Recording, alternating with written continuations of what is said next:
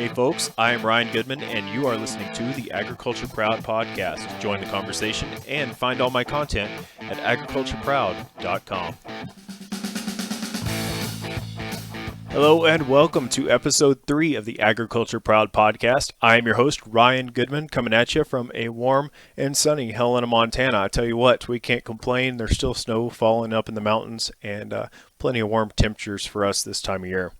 Hey, if you want to catch all of my content online, you can be sure to go to agricultureproud.com, or you can find me everywhere else on social media as AgProudRyan. And you especially want to follow up this week as I tackle my first half marathon race, the Snow Joke Half Marathon in Seeley Lake, Montana, and hoping to get us off to a good year. I've been running quite a bit, over 100 miles so far in February, and look to be doing pretty good. So you can follow me there and follow the Team Beef activities as I go throughout the year. Running should be pretty good. Well, on this week's podcast, we're going to be talking a little bit about antibiotics and food. Now, this is a hot topic for both consumers and agricultural producers.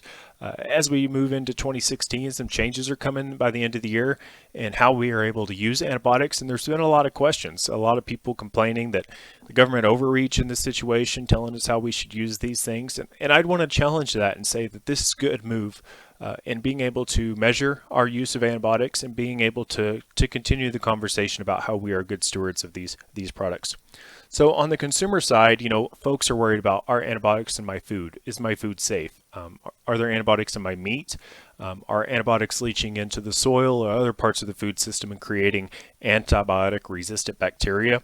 And on the agricultural producer side, farmers and ranchers are worried about being able to retain the use of these valuable tools and antibiotics and being able to keep animals healthy by treating sick animals and being sure that they're good to go.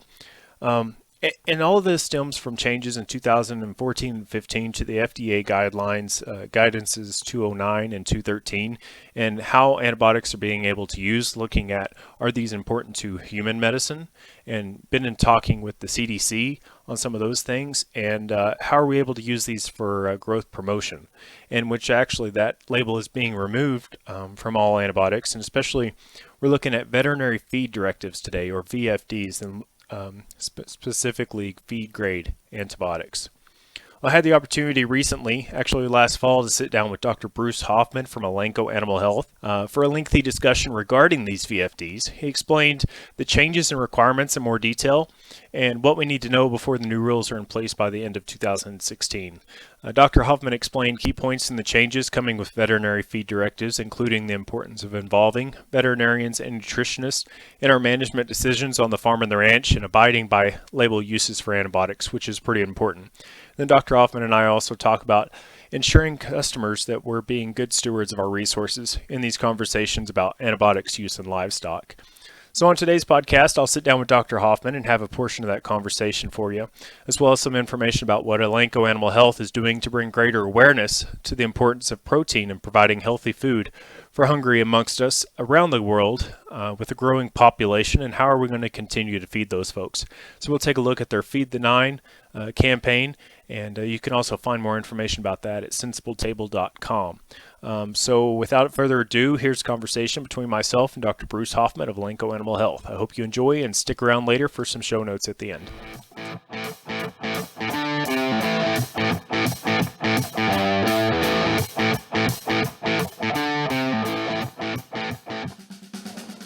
I'm here with Dr. Bruce Hoffman, of Elanco, and we've been talking about antibiotics today. Antibiotics have definitely been a big topic for consumers involved in the beef conversation and at large with Elanco and trying to be involved in some of these food conversations. When we're talking to ranchers here in Montana, what are some of the things that we wanted to know about the changing landscape of antibiotics use and the regulation that goes about that?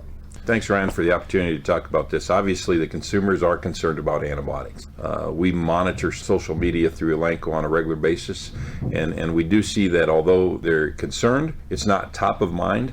And so some of the things that the consumers ask is, how are we using antibiotics? Recent legislation that has created a veterinary feed directive is kind of where we're at in the cattle industry as far as that directive will be in place that says veterinarians need to be engaged in monitoring antibiotics with producers. One of the discussions we've had over the past couple of years has been veterinary feed directives. and changes in rules with FDA. At this point, we know that the rules will not be implemented until at least late 2016 or later, but Correct. The feed companies are working on changing their labels by that time period. What can we let ranchers know about the changes with VFDs and what we'll see with those?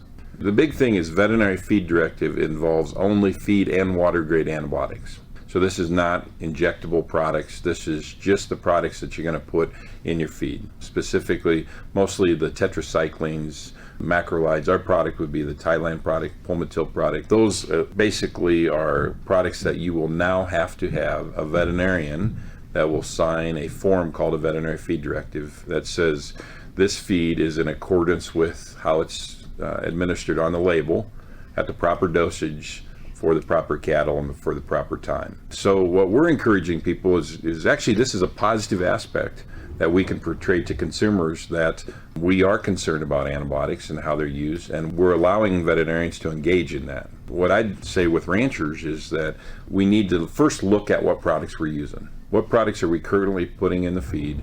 And talk to your veterinarians about those products and how you're currently using them. And also with your nutritionists, obviously, because they're the ones that have probably been working with you on your operation to date. Start those discussions as far as how you're using them, why you're using them, and what you will do to meet the guidelines associated with the Veterinary Feed Directive. One of the biggest positives that may come out of this is building better relationships between our work with our veterinarians and our nutritionists. How may that relationship kind of benefit some of our beef producers in getting a better understanding of those interactions and how we're utilizing those antibiotics? Communication is always critical, right? Just better communication with nutritionists, veterinarians, and producers, I think, is always going to be positive. Everybody knows kind of what the other hand's doing, right? And so I think that discussion is positive. You know, right now we have not lost any products, so that's important. We haven't lost any feed grade products.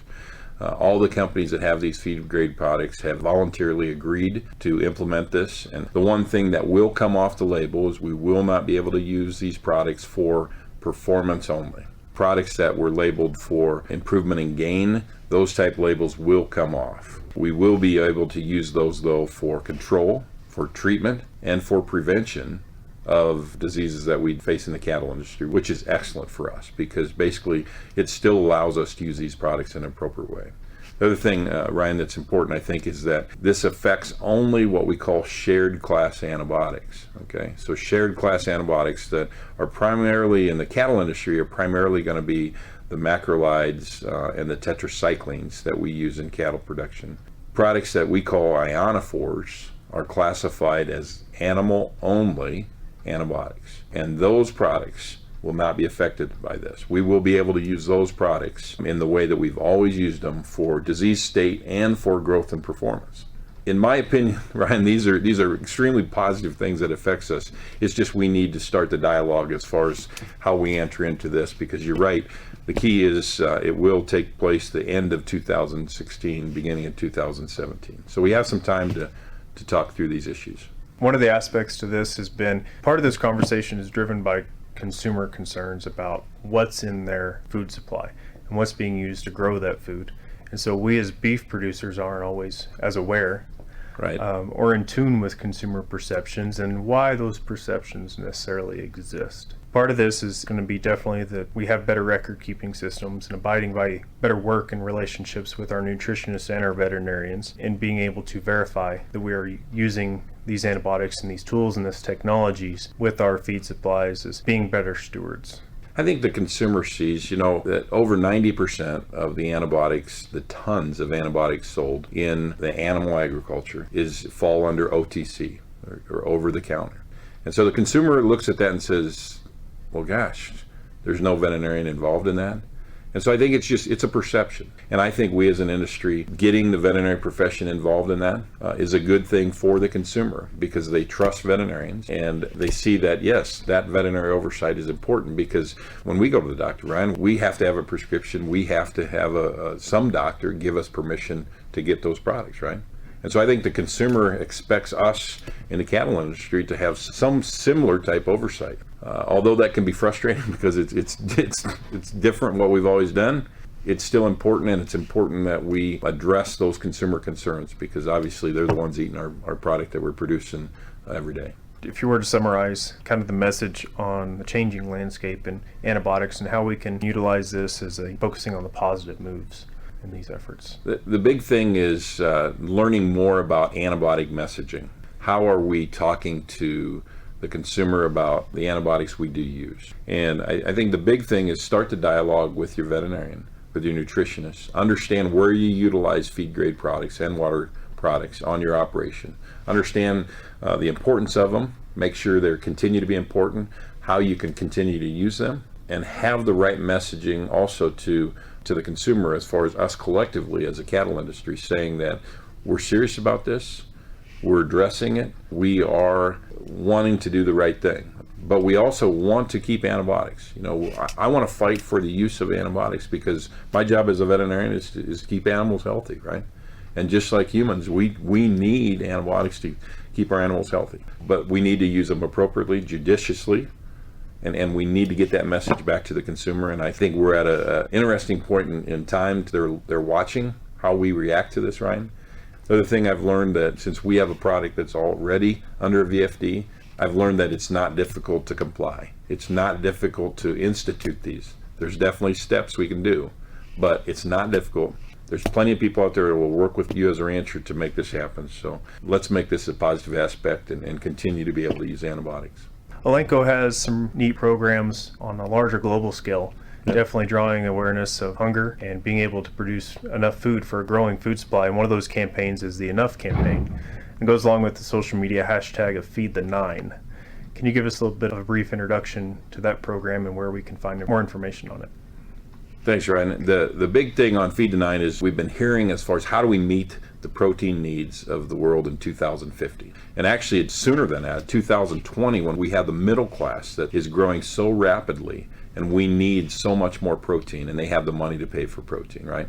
And so if you don't get excited as a cattle industry about the opportunity we have to meet protein demands, I mean, I get pretty excited about that. And this program basically supports technology and sees that in order to meet this protein demand, and this is for dairy, poultry, and also beef component, that we need technology, okay? We need technology to meet this so that we do not continue to just grow animals and have a negative impact on our environment, because we are concerned about that as an industry.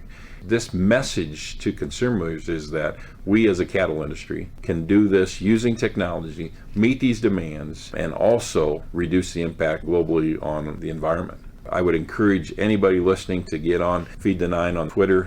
I've even gotten on that deal, and you can treat an old veterinarian or teach him new tricks, right? So. I've talked with Claudia Garcia. They're with Elanco some, and it's amazing the impact that small improvements in nutrition will have on some people around the world. Just the power of impact of one glass of milk or one egg can have such a huge and positive impact on folks who are in areas of the world that are undernourished and don't have access to that food. We did some work, and they're actually repeating some of that work as far as test scores associated with having the right amounts of protein. And it's extremely positive as far as the amount of protein and what that does to improving kids' ability to learn and be educated. Just on the beef side, one thing is it only takes a half a glass of milk per cow in the world to reach the goals. On the beef side, we actually have just finished a project as far as looking that we can meet this demand with technology with the current number of cows that we have in the world today. And when you look at that and just the efficiency, the technology that's involved in that, I'm excited to teach producers that. This is something we need to share this with consumers, because obviously the consumers need to know that we're engaged in this, right? We want to make a difference. We want to meet the protein demand, but we want to do it in a way that has a positive impact on the environment and obviously promoting health and well-being of animals and health of people. And that goes back around to our topic of antibiotics today, making sure we're using them appropriately when they need to be used and being sure that we're good stewards of those technologies and those tools that we have in our toolbox. I agree, Ryan, and the antibiotic issue is part of the technology that we're going to continue to use, but we always need to use them appropriately. Well, hey, I hope you enjoyed that conversation with Dr. Bruce Hoffman of Elanco, and I want to thank Dr. Hoffman for volunteering his time when I had that conversation with him, and thanks to Montana Stockgrowers Association when I was able to do that interview when I was with them last year. To cover a few of the highlights that Dr. Hoffman emphasized with these veterinary feed directives, and then I've got some resources where you can learn more about them. It's not difficult to comply with these veterinary feed directives. The rules are out there. You can go to the FDA website and look at these guidance 209 and 213 changes and see what's going to be required. And it's affecting shared class antibiotics, as Dr. Hoffman said, and I think that that's really important. So don't get scared that we're going to be changing all of our antibiotic rules and regulations with all of this, but there are certain things that will be out there, and we will still retain the use and the ability to use antibiotics to control, treat, and prevent diseases in our livestock. So don't be afraid that they're all going to be taken away. I think one of the big things out here is that, one, it's going to build better relationships between our nutritionists, our veterinarians, and our cattle and livestock producers. I think that that's really important to pay attention to, and something that we can capitalize upon to show that, yes, we are being good stewards of these resources and these tools in our toolboxes, and that we should take advantage of that relationship building with our large animal veterinarians and to help them to be successful in helping us grow safe food. And then I think it's important for each of us involved in agriculture to be more familiar with and learn more about antibiotic messaging, and to learn about the consumer concerns and what questions that they're asking about those things. And so I do have a really good resource to share with you. If you go to feedstuffs.com/VFD, Elanco has teamed up with Feedstuffs to provide VFD Central, and that's all kinds of updates on everything that's Veterinary Feed Directive as this thing is implemented at the end of the year and begins at the beginning of 2017, and you can learn more about it. But I think there's 4 points that is pointed out about this VFD implementation that are really important. One is that this, for producers, this will strengthen relationships with your veterinarian and feed supplier, and we need to enlist their help as we review our operations' current health protocols. And 2, we need to evaluate the various rations and feeds in our operations and identify the ones that include the shared class antibiotics that will be affected with these VFD rules, and be prepared to get those feed directives signed and authorized by the veterinarians and get those to our nutritionists or our feed mills. And we need to work with our veterinarian and our feed supplier to update our standard operating procedures for antibiotics use, and take a look and say, hey, this is our appropriate and good stewardship practices for use of antibiotics on our operations. And we need to review those SOPs at regular intervals and ensure that the health protocols remain up to date and effective for our operations and with the tools that we have available to us. So you can catch all these notes and more show notes at agricultureproud.com. Click on the podcast tab and you can catch the show notes from this episode as well as all the past episodes for Agriculture Proud. So I hope you enjoyed this, and let me know if you have any other questions or suggestions. Catch up with me on Twitter as AgProudRyan and shoot me a message there, or you can find me on Facebook. Look up the I Am Agriculture Proud group and page and join the conversation. As always, you can catch me and all my content at agricultureproud.com.